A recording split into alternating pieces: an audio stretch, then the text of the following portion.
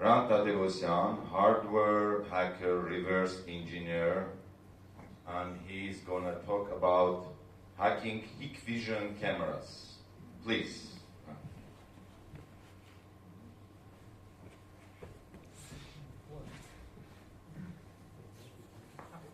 I hope this is working. Is it working? Yes. Yeah, it is. Okay. We have decided to do this in English. Just a second. Oh. Okay. Apparently now it worked. Yeah, I can hear it. So initially, I wanted to give this talk in Armenian, but we decided to do this in English because there's English-speaking audience, I guess. So I'm going to talk about the HikVision, specifically about the IP cams, how to hack them. Yeah, there's the agenda. The first 5 minutes is going to be very boring. I'm going to show you what we are going to do. So this for these people who are not sure whether they want to stay here and continue listening or not. After that, we will have the technical deep dive, and lastly, we will have a Q&A section if you have time. Okay. Let's see. A bit about myself. My name is Hrant. I like low-level world. Most of my previous talks were about low-level stuff, and this one is going to be similar to the previous ones. Okay. Okay. So this is for those people who like taking pictures. You'll have all these slides and my scribble paper in GitHub. If you have questions, you can always shoot me an email or message me via LinkedIn or Discord. You'll see this slide at the very end as well. Okay. Try it like this, because I'm kind of... No, it's good, it's good. Okay. Be free. So this is why would we want to do this? There are 3 reasons. This is kind of me trying to justify it. Curiosity, there's not much to explain, right? Security, this might be not that obvious. In Armenia, we have a lot of HikVision IP cams, at least that's what I think. Initially, I saw this in HiPost and then tried to pay a bit more attention. I noticed that various banks, my building where I live, various institutions, they use HikVision IP cams. This has obviously some sort of privacy and security concerns. The HikVision, the company itself is it is a Chinese company, right? And we don't have the hardware schematic and we don't have the source code for it, so we can't practically prove that they do what they are supposed to do. If you're not interested in security but you like modifying your hardware, I think these slides will be interesting to you, since you can see how we can simply open it and change some things. Okay. This is a bit fun. I don't know how the audience will receive. There are some trophies over here. This is for those people who like to pay a bit closer attention to the slides. I'm going to ask here only 2 questions, and the first person who answers will get a trophy. It is not going to be something very expensive, but it is going to be this thing that I have over here, right? You got the ArmSec logo behind it. This is a custom design. I made it. The only downside is that I'm a software guy, not a hardware guy, so you can expect to have some sort of bugs. But unlike the other trophies, this one has functionality, so it doesn't have to collect dust, right? Okay, so this is a good opportunity to talk about something else. First of all, if you don't manage to get one of these things, I have the prototypes, and everything is open source. You can simply provide the Gerber files to a manufacturer and get your own. But this is also an opportunity to tell you that in Armenia we have a local PCB manufacturer called HikVision. And for comparison, on the first picture you can see their PCBs. The green and blue ones are Armenian PCBs and the black ones are Chinese. You can compare them. Okay, so the last boring slide, a bit of clarification. So there's a very nice title, so now I'm going to justify what these words mean. First of all, hacking. By hacking I mean hardware hacking, and the reason behind this is that I don't have too much time for this. I only had 40 minutes, and we have a lot of talks about AI, networking, and all that kind of stuff. I think once once in a while we can schedule some time for hardware. So that's a good reason, but for the second one, I don't have a good reasoning. Cameras, I'm going to show you only one, and the reason behind this is that everything was done in a very casual environment. I did this in my apartment and not in a professional lab. But in my experience, if you find some security flaws in one device, then you are going to see pretty much the same flaws in other devices that the same company produces. Yeah. Okay, so that was the last boring slide. You can now decide what you want to do. This is the device that we are going to analyze. There's the model name. It costs about $100, I think. But I'm pretty sure I paid a bit less. Okay, how can you interface with it? I know only two official ways. There's the mobile UI, I think it's called HikConnect. There's the cam, and you got the other buttons, and you can use the functions, right? There's the web UI. They have a web server inside the device, and once you boot the device, you will have the web server running. You can type the IP in, and you will have all the functionalities. It's a bit more flexible, but I don't know what these things do. I just checked that they work and moved on. Okay. So, tear down. We want to look at what's inside, what we can do. There are two tools that we need. Very simple prying tool, a Phillips screwdriver. This is everything that we need. The important bit is I'm going to use my mouse to kind of highlight things. So you have to take off this plastic housing, and then there's a screw. You can unscrew it. You see the PCBs. The PCBs, there are actually two PCBs. And again, for those who forgot, we don't have the hardware schematic. We don't have the source code. We have to kind of guess what they do. So these are the PCBs, and we would like to analyze them. So the first one is this thing. In my opinion, at least from my understanding, this is used only for the power supply. There's the Ethernet input, and then 12-volt DC. You got the motion sensor. We are not going to completely recover the schematic. We're just going to identify the visible components, right? This on this slide that we are going to use for this PCB, and one thing that I'd like to notice is that I have two pictures here. This is not because we have two different PCBs. This is the same PCB. It is just they use the top layer and then the bottom layer. We have a picture from top layer and then a second picture for the bottom layer, right? Okay. This is the second PCB. This is a bit more interesting for this. For an attacker. It contains our SoC. The SoC is pretty much the CPU, right? And then you got the memory chips here. Okay, let's take a closer look. Again, we are not going to recover everything, just the easy stuff. There are two connectors. This one is for the first board. This is how they attach to each other. There's the camera GSD connector. The camera itself was attached here. I had to unscrew it, and then you got the camera footprint, right? Other thing that is interesting is that they have a reset button. This is for the user interface. If they don't want to tear down the device, they can just simply reset it. And then they have a SD card slot. So why would we want to find such things? The SD card slot and other metallic housings are usually connected to the ground, and we need to find the ground on the PCB in order to connect other devices.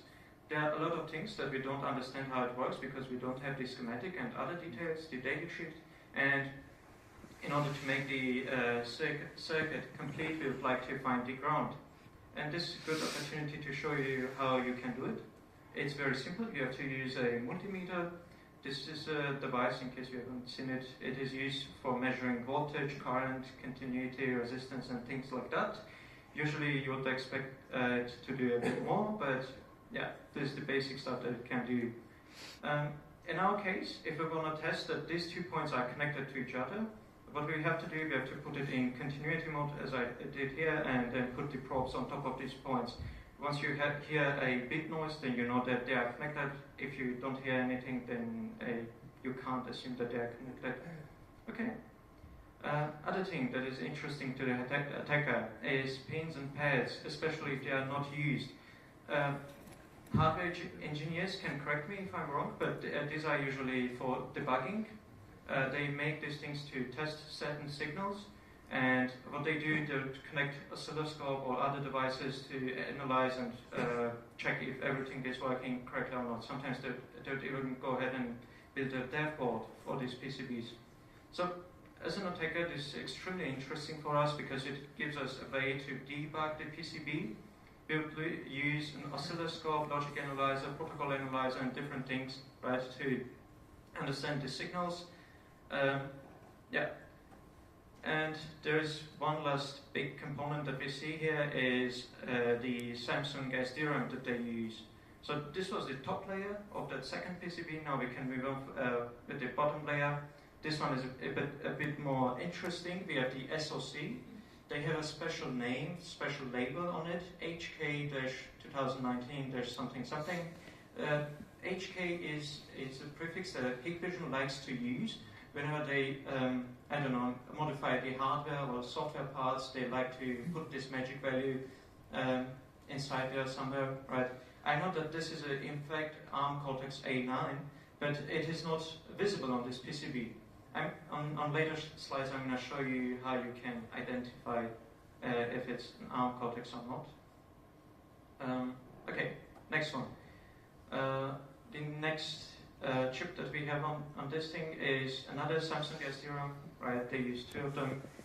And connectors, yeah, they have a microphone speaker. We don't have to reverse engineer them. They were simply connected to these peripherals. And yeah, this connector is very interesting. As I said, the not connected, unconnected headers are very interesting to the attacker, and this one was not connected to anything. Most likely it is used for debugging. And if we zoom in with the microscope, we can see that they have a label here, debug. And this is the first question that I would like to ask if someone has an idea and wants to guess. Can you guess what this might be? You are. Yeah. Who was it? You? Yeah. Okay. Yeah, it's correct. It's yours. In case you don't know, UART is used in embedded world. It is usually used for logging and accessing the shell. In this case, a lot of the modern devices use sophisticated operating systems like Linux, and oftentimes they provide a shell and we can access them. So this is for UART. And then the last chip that we got is the Wing-bound read-only memory. This is the SPI chip that they used. Now I'm gonna lie a bit, but this is the only chip that is storing the most of the firmware files, right? And in embedded world, when they say firmware, they mean pretty much everything, like the bootloader, operating system, the file systems, everything in one place is called a firmware. And the 99% of things are stored in this chip. Extremely interesting for an attacker. Okay, so a bit of summary. We found the SoC, it is an ARM SoC. We found the SPI flash chip. The good news is that we can find the datasheet. They don't have any security features, which is great for us. And there's the UART, right? We can access to the logs or the shell. Okay. The SPI flash. What does it do? This size, not very interesting. It uses a SPI protocol for communication. We could have guessed it. Most of them use SPI protocol. What's important to us is the packaging. This is a VSON 8 package. There's a W, but we pronounce it as VSON, right? Okay. And the package is important to us because we want to pretty much download or grab all the files inside this chip and analyze them. So how can we do it? Let's understand the packaging formats. There are two ways to make packages. There's the THT packages. For example, on my table, I have a capacitor here, right? And for reference, each square on my table is 1 centimeter, and you can see that this capacitor is very small. THT is not used anymore unless they need some mechanical strength. Usually companies nowadays the modern devices use SMDs, and here's a comparison, the same capacitor with the same value, right? And you can see how small these things are. We are not going to talk about the THT, just briefly about SMT. There are various names for the packages, and it is not that interesting to learn them because companies sometimes make their own names. But if you want to have some sort of, I don't know, if you want to understand how easy it is for an attacker to access these packages, the SOP package, SOP package, it is very enjoyable because you have convenient leads, you can attach a lot of things to it, and the contrast would be the BGA, the leads are underneath the chip. It is very annoying to work with that. This one is something in between, so you can see the leads, the legs are on its side. You have 4 of them here, and then you got other things here. We can interface with it without desoldering the chip. The other thing that we have to know is we have to notice are the components around. So this resistor that you see on the screen, it looks big because it is under. This picture was taken under microscope. It is actually smaller than the capacitor that I showed you earlier. So these are the points that we want to consider when reading something from this chip. So what we can do, we can desolder stuff. This soldering iron, you can use it if you want to desolder. You wouldn't use it for the SMT components. You would use something like this, Rotdiagon, I think. And you can desolder with this device a bit easier, right? Okay, for lazy people like me, there are some probing mechanisms. I guess devices, there are test clips that you can use. You have to push on this thing, and then you'll have 2 leads coming out of it, and you can attach it on one of the chips. We can't use it. This on 8 that I have with 8.5 spacing is very annoying. There are some clips that you can simply push, or I guess the leads you can push to each other and then put it on top of the chip. I'd like to use this, but we have very small components that we don't want to ruin, right? So the last option for me was using this other device. I don't know if you can see it, but the tip, it is specifically made for that specific package type. It is for this on 8.5 for 8.5 spacing. You have to buy them separately. It is very inconvenient to use, but this is what you have to do if you don't want to break the system. Anyway, so this is the device. Here's the hardware setup, very easy to do. This is the chip, this is the flash chip, the spy flash. We want to read the files from there. You put this probe on top of it. Now you have access. You can use some sort of spy reader. You can use your own microcontroller if you want to talk with spy protocol. But there are some devices like this CH341A.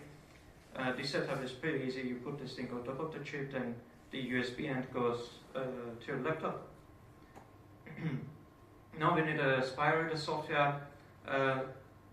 Okay, what do we have? The flash ROM is probably the famous one, but it doesn't support our flash chip. The second option is SNAND. That one does support our flash chip, and if you don't have anything that is supporting your flash chip, you have to write your own reader, right, with datasheet. Not that hard to do. Okay, how would you use the SNAND? You simply type SNAND-R, and then you give some file name, and once you hit enter, it will simply read the data from the chip page by page and then put it inside this file, right? So we want to do this twice and then compare the checksums, and the reason behind it is the connections, they can be like the hardware engineers, when they make the PCBs, they don't make it easy for the reverse engineers, right?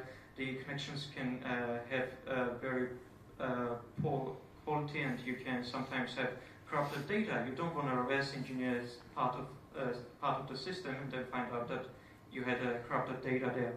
Anyway, this is what you have to do. Then you got the firmware. So this is the entire firmware, and the thing with firmwares is that there's no standard how to build them. Embedded engineers can do whatever they would like to, right?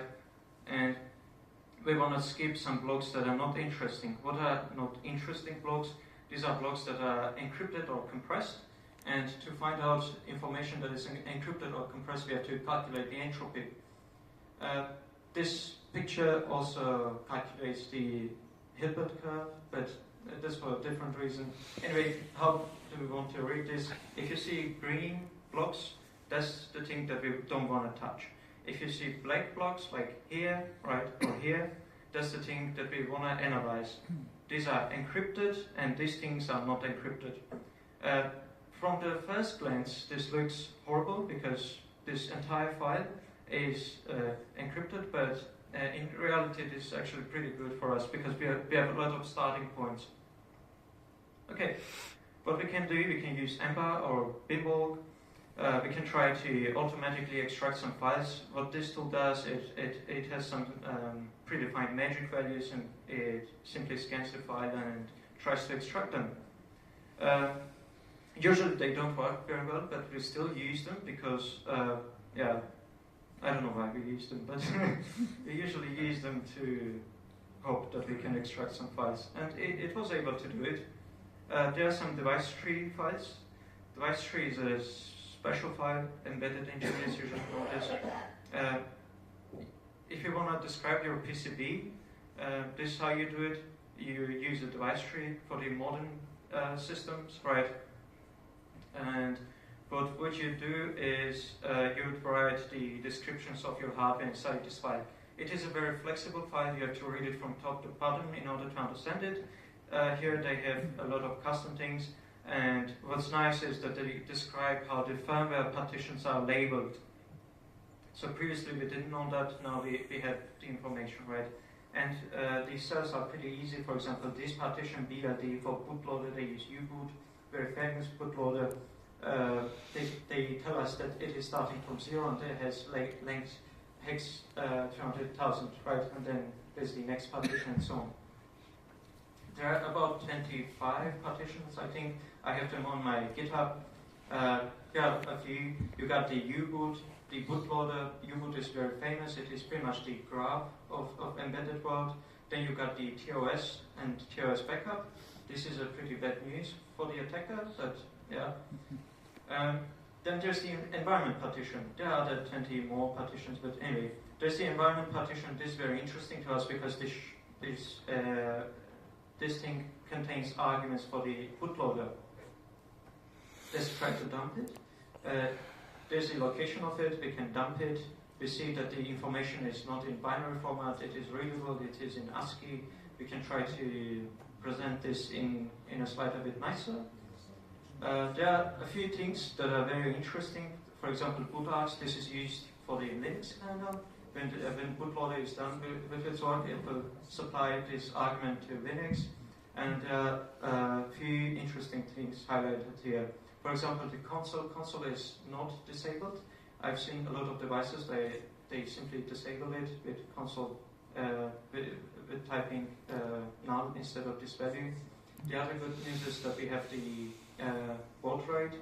UART is a pretty simple protocol. It needs a synchronization mechanism, and usually you specify the speed, in this case, at this value, in order to communicate with that. Then you got the init file. They are not pointing to a non-file or binary. They are pointing to some script file, and this usually indicates that the shell access is very limited or protected, right? Okay, there are other things that are relevant. For example, the CPU is ARM architecture. This is how you know it, and you can read the system file to understand that. And there's one thing that I missed when I was doing this first time. They set the verify to 0, right? It's a bit interesting. Okay, so let's talk about the secure boot, how this works. This is a very simplified version of secure boot on ARM systems. I've left out many things here to make it easy. On reset, a reset is usually the place when you power on your device. This is when the reset thing happens, the timeline, right? Once you power on your device, the first thing your SoC does, it jumps into boot code, and I've noticed that this is not entirely correct. It should have been fuse plus internal ROM, I think. Anyway, there's a small code base inside your SoC. It will jump there, it will try to execute certain things, it will jump to SPL, then it will try to load something. That something can be U-boot or TOS. and it depends. Who gets loaded first will load the second one. For example, if U-boot gets loaded first, it will load TOS next, and next you'll have your Linux loaded, right? And everything needs to be authenticated. If you try to modify the firmware, it will complain and things like that. So this is what we expect when we see TOS. TOS is usually used for the trust zone, but once you see it, you expect that they will have secure boot. Right. Okay. So we have analyzed the device. At least we tried to do it in hand-wavy way. And now we can try to power on the device and see how it works. So they have a very nice JSD header here, but I didn't have device for it, so I had to solder it. This is not a great thing to do, but you can do it. Next thing we need for UART is the voltage. Very easy to measure. You simply have to put your multimeter in voltage mode and then measure the voltage. It is 3.3. Very easy to guess. Most of them use 2.3. Here is the setup. You can use the same CH341A. Ground goes to ground, TX to RX, RX to TX, and then you can connect to it. You would have to use a software for it. For example, Picocom, you have to specify the baud rate. We don't have to reverse engineer it. It is very easy to do. You just have to use a logic analyzer, but they had the number there. And you specify your device, and you can see all the logs here, right? And you would have the shell prompt. This Linux shell that they have by default is very protected. It's not easy to execute any commands, and we would like to get rid of the protection. So there's a message in here telling us to press Ctrl U. It waits for 3 seconds and tells us to press Ctrl U if you want to enter into bootloader. We can do that. We'll enter into this HKVS. This is some sort of modified version of the U-boot. U-boot has its own typical commands, and HikVision decided to add their own commands and limit some of them. So you can't use every command. You can, for example, use printf and print out all the environment variables, check that the environment block that we've done earlier is correct. What's interesting is that we can try to change the variables. For example, you can try to change the boot delay. Instead of waiting for 3 seconds, you can wait now for 10 seconds, and this works. But if you try to change the boot arguments, it won't work. It will simply not allow you to modify the value, right? So this was the script that is doing the protected things. It is preventing us from accessing the Linux shell, and we would like to change it, but it doesn't allow us. Anyway, we can save it, reset it, check that everything works as we expect them. And now we don't have any official way or an easy way to change the firmware, and we would like to use the hardware methods to change it. So the secure boot should, in theory, prevent this. We would like to modify it in hardware and then change it in hardware. Secure boot should say no, but we can try it just to see it.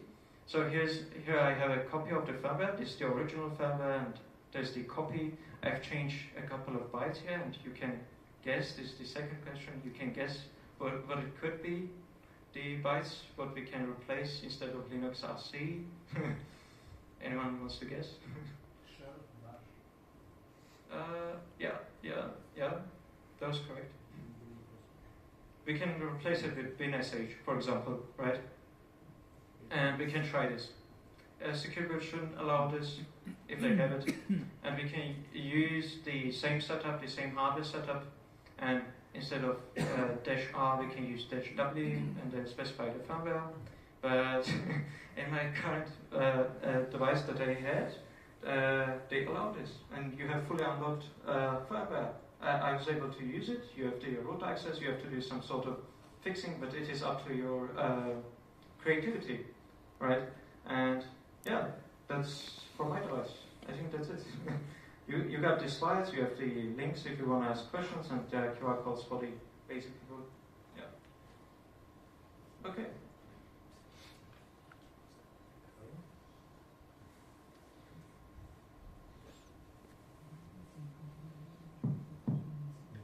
Questions?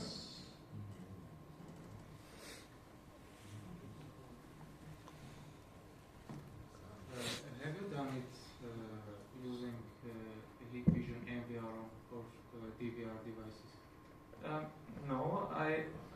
mostly in my apartment, right? I didn't want to buy NVR or DVR, but that's a good question.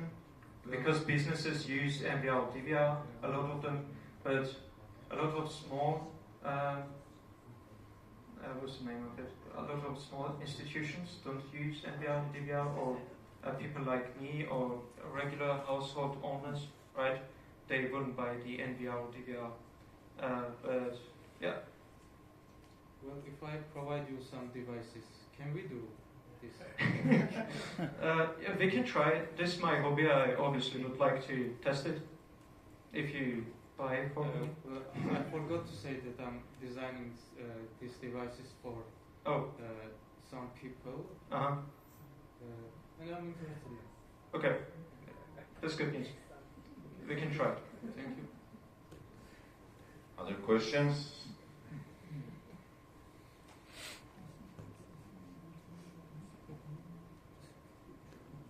Thank you. This was an amazing presentation. I missed the very last part, but I heard that you got root on the system, and I just wanted to know whether you tried actually installing or compiling anything on it, and did it work?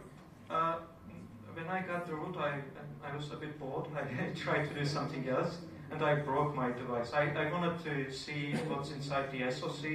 I tried to take out the die itself and then go to a lab, and they have a microscope on nanometer precision, but I accidentally broke the die. So I don't have a way to test it, but if you have root, you can do everything you want, because they have even SSH installed on it. The reason I'm asking is because there is this community, the Home Assistant community, where they try to tamper with devices and make it compatible with private use, smart home use, right? And one of the few things that are left to do with HikVision devices is to get them MQTT compatible. So the point was, if you can install a small MQTT client on it, it would be amazing. And just wanted to know if you managed to actually compile anything for it. Because from what I heard, compiling and actually running some binaries on the HikVision platform is quite challenging for some reason. I don't know. It is always challenging for every binary. You have to pretty much reverse engineer all the logic to understand, to not make any mistakes. That's the reason. No. I'm saying if you want to compile something that's out there for the HikVision platform. I do mean for that, because there are a lot of protection mechanisms. There are cameras who have runtime binaries I've used, and they constantly check that if there's a binary that was compiled by someone else, and you have to kind of find out on your own and disable it. Some of the Chinese companies, I don't remember anymore the vendor name, they had similar thing that we had to do. It was very annoying to analyze, but yeah. Okay, thank you a lot. Okay. Any other questions? You wanted to say? No. You can go ahead. Questions? Any other questions? You have 6 more minutes to do whatever you want. Okay, so 2 people who answered, I don't remember the faces, you and someone else who answered the last question. I can give you your trophy. Oh, yeah, okay. I can give you your trophy, and for those who are interested in such topics, and for those who would like to see the prototypes or the Armenian PCBs, I have them with me as well. If you want them, you can come to me. Okay, you can check them out. Okay, that's it. Thank you. Thank you. 3 minutes.